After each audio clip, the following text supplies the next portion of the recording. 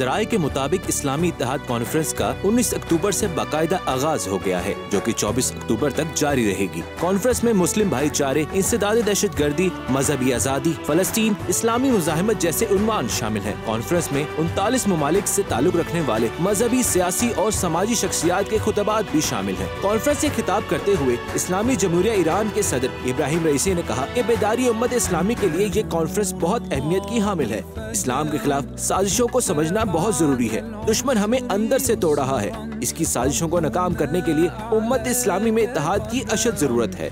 याद रहे, इस्लामी इत्तेहाद पर मबनी ये कॉन्फ्रेंस इमाम खुमैनी के फरमान पर हर साल मुनक्किद की जाती है। इस कॉन्फ्रेंस में उम्मत इस्लामिया को दरपेश चैलेंजेस और मुश्किलात जैसे कई अहम अनावीन ज़ेर बहस आते हैं। नीज़ तमाम इस्लामी ममालिक में इत्तेहाद और वहदत इजाद करने में भी ये कॉन्फ्रेंस संगे मील की हैसियत रखती है।